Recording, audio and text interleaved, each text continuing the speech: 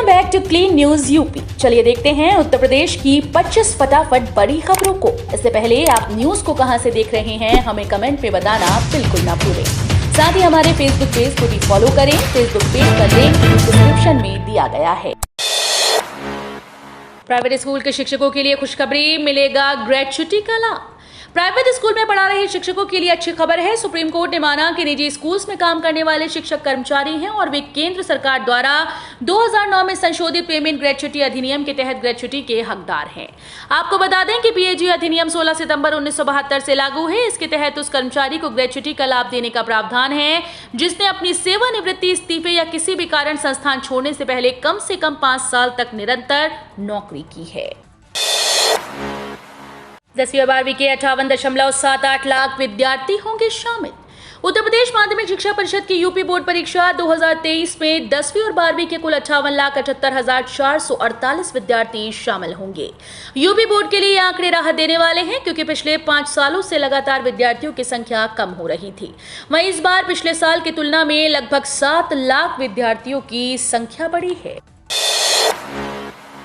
4 गुना fees वृद्धि को इलाहाबाद विश्वविद्यालय कार्यकारी परिषद की मंजूरी।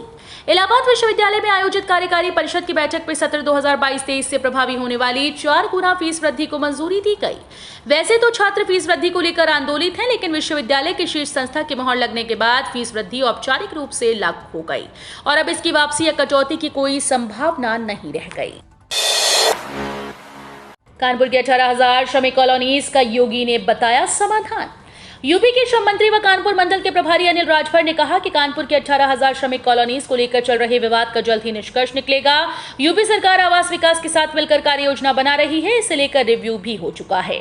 सीएम योगी संग इस पर बातचीत हो चुकी है। कॉलोनीज में रहने वाले मजदूरों के हितों को देखकर ये पूरी योजना बनाई जाएगी। ये विवाद हर हाल में खत्म किया जाएगा। रेडियोलॉजी बायोटेक्नोलॉजी पर भारी पड़ी खेती।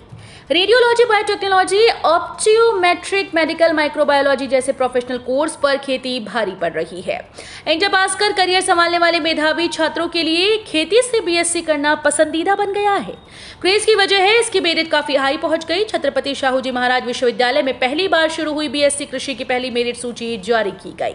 इसमें 78% से अधिक अंक पाने वाले छात्र छात्राओं को दाखिले का मौका मिलेगा, जबकि अन्य बीएससी कोर्सेज में 50% वालों को भी प्रवेश मिल रहा है।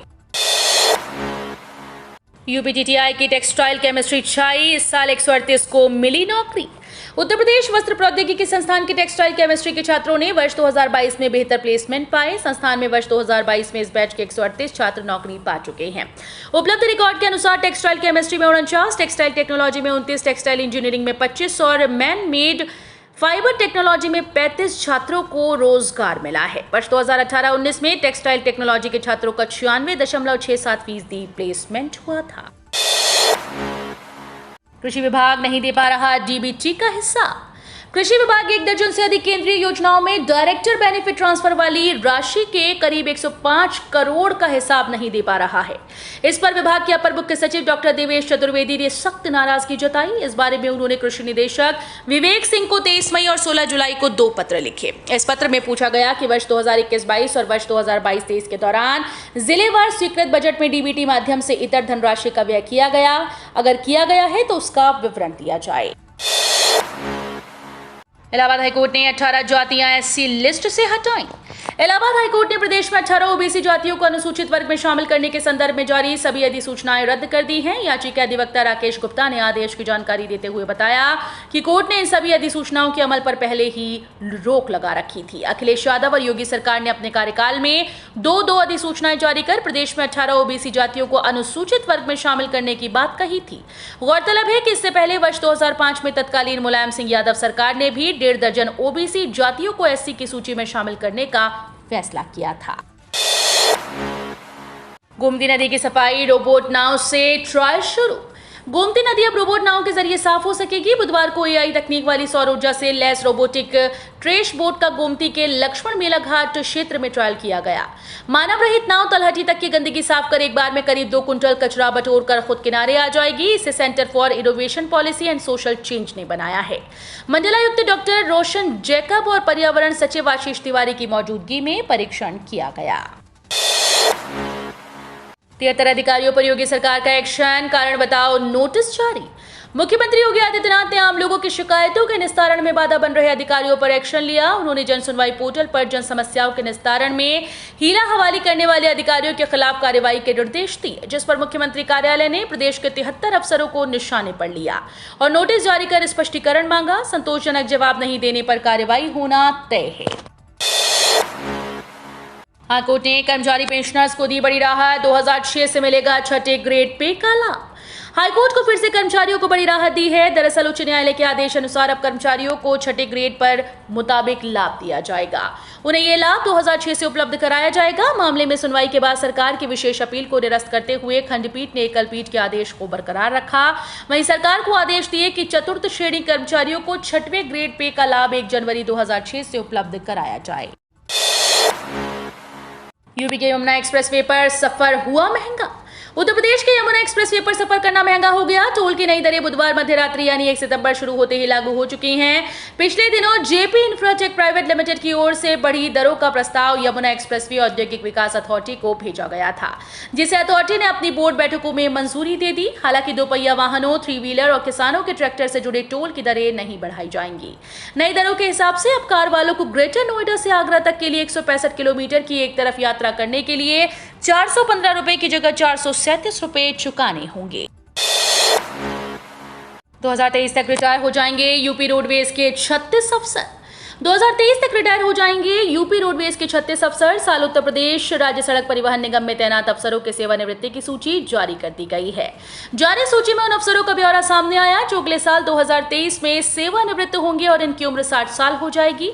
ऐसे अफसरों की संख्या 36 है, जिन्हें मुख्य प्रधान प्रबंधक नरेंद्र सिंह की ओर से नोटिस जारी किया गया है, जिसमें सेवानिवृत्त होने वाले अफसरों से जन्म तिथि का प्रमाण मांगा गया ताकि सेवा पुस्तिका में दर्ज जन्म तिथि से मिलान किया जा सके। यूपी में गैर मान्यता प्राप्त मदरसों के सर्वे पर तिलमिलाए ओवैसी। उत्तर प्रदेश में योगी आदित्यनाथ सरकार के गैर मान्यता प्राप्त मदरसों के सर्वे पर राजनीतिक दलों की प्रतिक्रिया आने लगी है। सरकार का मदरसों को आधुनिक बनाने का प्रयास है।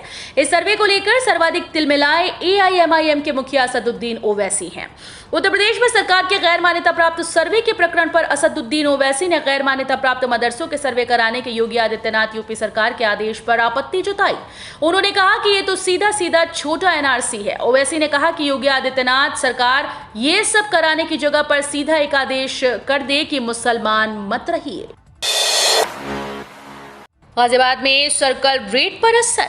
गाजियाबाद में प्रॉपर्टी खरीदने का प्लान बना रहे हैं तो आपको अब से ज्यादा पैसा खर्च करना होगा। गाजियाबाद में सर्कल रेट में 2 से 4% की बढ़ोतरी हुई है, यानी कि प्रॉपर्टी खरीदना महंगा हो गया है। 32 जिलों में अगले 12 घंटे के लिए भारी बारिश का अलर्ट। यूपी में कई जिलों में बाढ़ से लोग परेशान हैं। वहीं अगले 12 घंटों के लिए 32 जिलों में भारी बारिश का अलर्ट जारी किया गया, जिसमें बाढ़ग्रस्त कई इलाके भी शामिल हैं। बाढ़ग्रस्त इलाकों में अगले 12 घंटों में आने वाली बारिश से परेशानी बढ़ने की संभावना है। कुछ इलाकों में राजस्थान और मध्य प्रदेश के बांधों से छोड़े गए पानी के कारण बाढ़ है, तो कुछ इलाकों में नदियों में पानी भारी बारिश के कारण बढ़ता जा रहा है। गंगा, यमुना, चंबल, ताप्ती जैसी नदियों ने विकराल रूप लिया। गाजीपुर, प्रयागराज, आगरा, मिर्जापुर और वाराणसी समेत 12 जिलों में 959 गांव बाढ़ग्रस्त हैं, जिनका संपर्क बाकी क्षेत्रों से कट गया है। बिजनौर में लंपी वायरस का प्रकोप, अब तक 377 मवेशी संक्रमित। लंपी स्किन वायरस का प्रकोप उत्तर प्रदेश के बिजनौर में तेजी से फैल रहा है। बड़ी संख्या में गौवंश और भैंस लंपी वायरस की चपेट में आ रही हैं। अब तक जिले के अलग अलग इलाकों के 68 गांव में 377 पशु लंपी वायरस से संक्रमित हो चुके हैं, जबकि 4 दम तोड़ चुके हैं। वहीं पूरे राज्य की अगर बात करें तो उत्तर प्रदेश में अब तक कम से कम 15,000 मवेशी लंपी वायरस से संक्रमित हो चुके हैं और 115 मवेशियों की मौत हो चुकी है।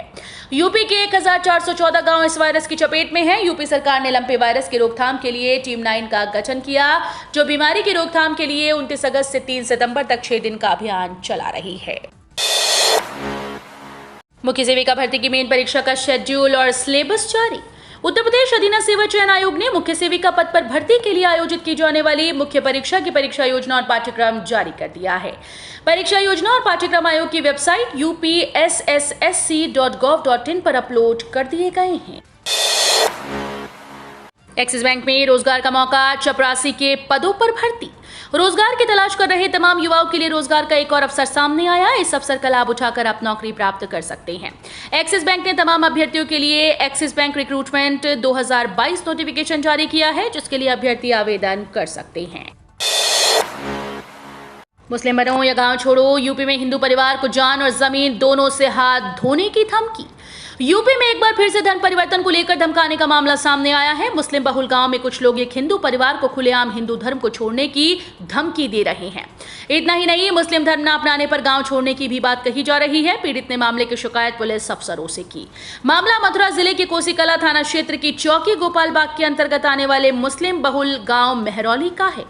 इसी गांव के रहने वाले तेजराम ने बताया कि गांव की 90% आबादी मुस्लिम समुदाय के लोगों की है। 5 सितंबर को तारीख को आएंगे पीएम किसान के 2000। पीएम किसान योजना पर जानकारी देते हुए प्रमुख सचिव डॉक्टर अरुण कुमार मेहता ने बताया कि केवल आधार से जुड़े खातों में ही 12वीं किस्त को ट्रांसफर किया जाएगा। उन्होंने बताया कि 5 सितंबर तक सभी किसानों के खाते में योजना से जुड़ी रकम ट्रांसफर होने की उम्मीद है। आपको बता दें कि सरकार का इस समय खास फोकस अपात्र लाभार्थियों को मिलने वाले लाभ बंद करना और पैसे की रिकवरी करना है। भारत की जीडीपी मालामाल, चीन हो रहा है कंगाल। कोरोना महामारी ने भारतीय अर्थव्यवस्था को काफी चोट पहुंचाई थी। हालांकि अब स्थिति बदलती दिख रही है। चालू वित्तीय वर्ष की पहली तिमाही में भारत के सकल घरेलू उत्पाद में 2 अंकों की वृद्धि देखी गई। यह आंकड़ा अब 13.5% हो चुका है। भारत के लिए राहत की बात यह है कि उसके जीडीपी में सुधार ऐसे समय में हुआ जब दुनिया की बड़ी अर्थव्यवस्थाएं संघर्ष करती दिख रही हैं। चीन तो मंदी की ओर जा रहा है। विशेषज्ञों का कहना है कि मार्च 2020 में देश की अर्थव्यवस्था के महामारी की चपेट में आने के बाद नरेंद्र मोदी सरकार ने राजकोषीय और मौद्रिक उपायों की कई कैलिब्रेटेड खुराक दी, जिसका सकारात्मक असर अब दिखने लगा है। पर्सनल लोन लेने वालों की संख्या में तेजी। पर्सनल रिटेल लोन वितरण में मार्च 2021 से मार्च 2022 के बीच शानदार 42% की वृद्धि दर्ज की गई। ये बढ़ोतरी संपूर्ण आर्थिक और कारोबारी भावना में सुधार की स्थिति को दर्शाती है, जिसे कोविड-19 के दौरान झटका लगा था। आंकड़ा विश्लेषण और प्रौद्योगिकी कंपनी इक्विफैक्स और एंड्रोमेडा के अध्ययन में ये बात सामने आई है। यूपी में 16 आईएएस अफसरों के तबादले। यूपी में बड़ा प्रशासनिक फेरबदल हुआ है। अपर मुख्य सचिव गृह अवनीश अवस्थी के रिटायरमेंट के 24 घंटे के भीतर योगी सरकार ने 16 सीनियर आईएएस अफसरों का तबादला कर दिया। 4 साल से स्वास्थ्य विभाग की जिम्मेदारी संभाल रहे अमित मोहन प्रसाद से महकमा छीन लिया गया। हालांकि उन्हें अपर मुख्य सचिव हथकरघा एवं वस्त्रोद्योग और खादी एवं ग्रामोद्योग विभाग की जिम्मेदारी दी गई। अपर मुख्य सचिव स्वास्थ्य की जिम्मेदारी पार्थसारथी सेन शर्मा को सौंपी गई। स्टेशन पर लगने जा रही हवा से पानी बनाने वाली मशीन।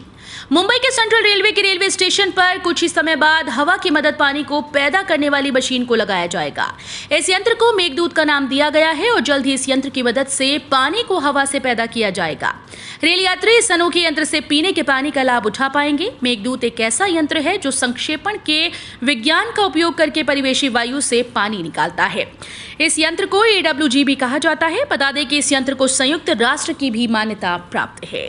तो ये थी आज की 25 फटाफट बड़ी खबरें। अगर आपको न्यूज़ पसंद आई हो तो वीडियो को लाइक और शेयर जरूर करें। धन्यवाद।